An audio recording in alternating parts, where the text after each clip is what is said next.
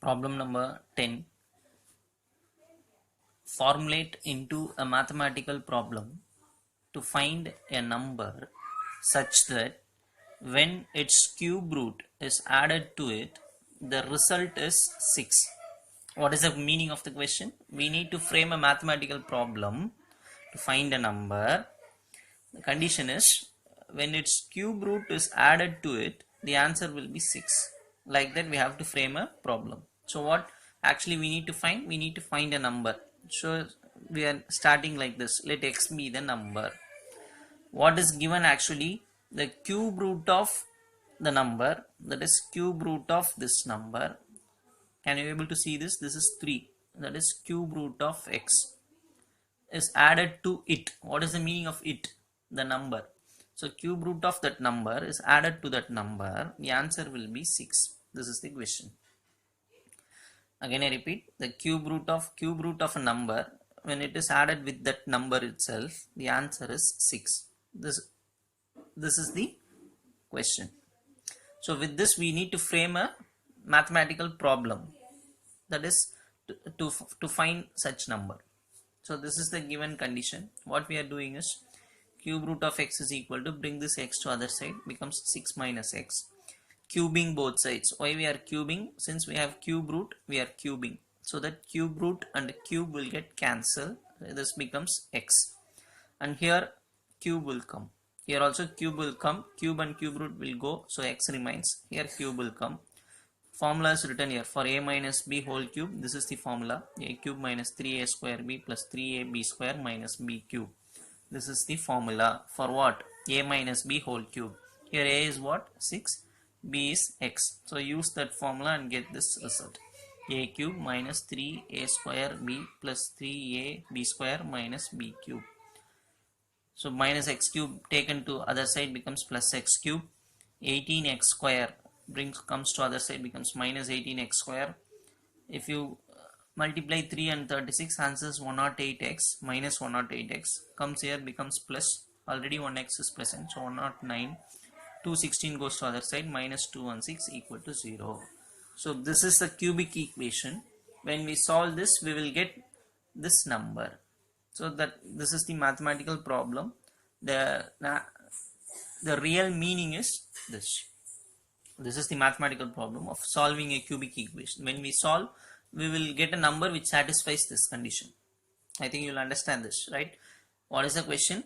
Formulate mathematical problem to find a number. So we are taking that number as x. The condition is this. So using that condition, we are framing the problem.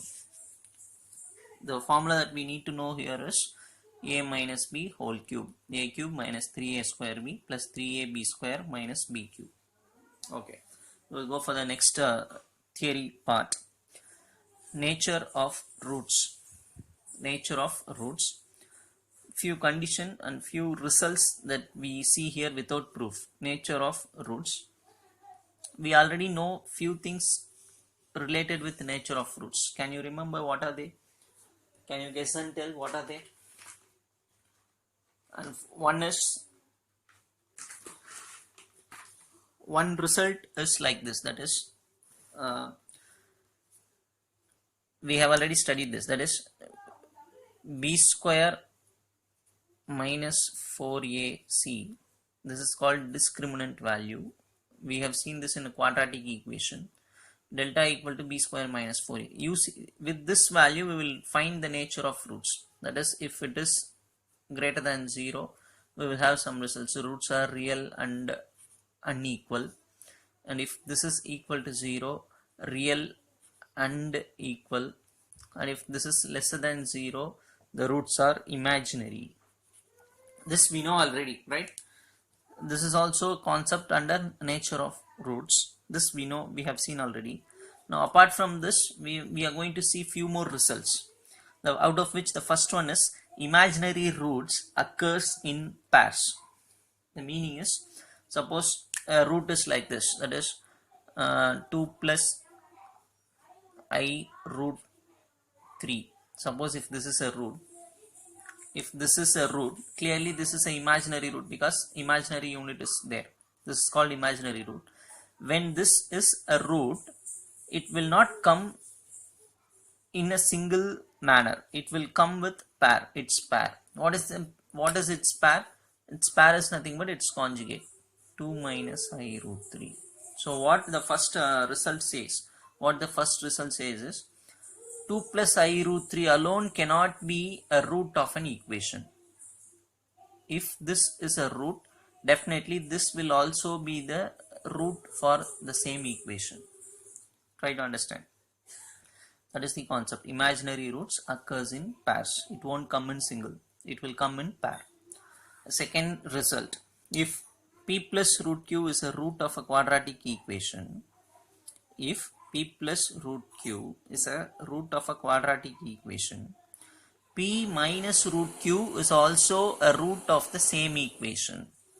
If p plus root q is a root, p minus root q is also a root. The condition is this root q should be irrational number. This root q is an irrational number.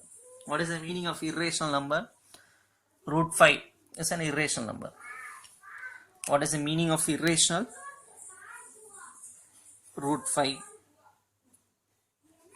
root 7, these are all irrational because it will not give full answer. But root 4 is not irrational. Why? Because root 4 is 2. Because root 4 is 2, which is a rational number, it is not irrational.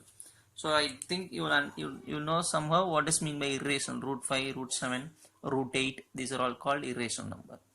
So p plus root q is a root, then we can easily say p minus root q is also a root of the same quadratic equation. Result 3. Root p and root q are irrational numbers. This is irrational, this is also irrational. Then if root p plus root q is a root of a polynomial, again I repeat, if root p plus root q is a root of a polynomial, then what happens is root p minus root q minus root p plus root q minus root p minus root q are also roots of the same polynomial equation. If root p plus root q is a root, then these three will also be the root of the same polynomial equation. So these are the three results that we have. Without proof we are seeing that. Okay, now we will go for a next problem. Problem number 12. If k is a real, discuss the nature of roots of the polynomial equation. This is the equation in terms of k. Question is, if k is real number, discuss the nature of roots of this equation in terms of k. So what we do, we will take that equation, write a, b, c value. A is 2, b is k, c is k. Find out discriminant value, that is b square minus 4ac. B square means k square minus 4 into 2, 8. 8 into k, 8k. 4ac is 8k. So delta is equal to, take k as common, k minus 8 will come. Now with this only we are going to discuss how this equation will be. Okay, now we will see the first case. If k is negative, for example, if put k minus 1 here, what happens? If k is minus 1, what will happen? If k is equal to minus 1 into minus 9 will come, right? So totally the answer will be in a positive symbol. I repeat, if k is negative, that is, if you take negative value for k, this entire term will be positive, which means delta is positive. Delta is positive means what we will say? Roots are real and unequal. Unequal, the other word is distinct. When if I take negative number for k, this entire term will become positive. Just substitute a value and see. So delta is positive, roots are real and distinct. Suppose if I am taking k is 0 or k is 8, because if I put 8 here, this becomes 0. If I put 0 here, again entire thing will become 0. So k equal to 0 or k equal to 8. What happens for delta? Delta will become 0. In that case, roots are real and equal. Next, now I am going to see what happens for k if k lies between 0 and 8. if I put any value between 0 and 8, that is 1, 2, 3, 4, 5, 6, 7. Suppose if I put 2, what happens? 2 into minus 6, right? If I put k is equal to 2, what happens here? 2 into minus 6, so answer will be in a negative symbol, minus 12. Even if I put 7, 1, 2, 3, 4, 5, 6, 7, the same negative result will come.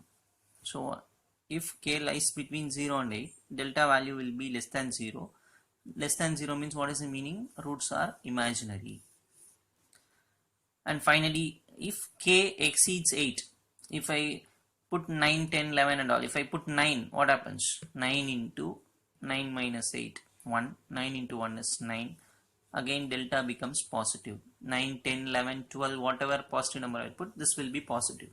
So delta is greater than 0. So again the roots are real and distinct. So they are asked to discuss the nature of roots. So we have discussed how the nature of this equation's roots will be according to the value of k. In terms of k, we have explained, right? We will see problem number 13 in the next video.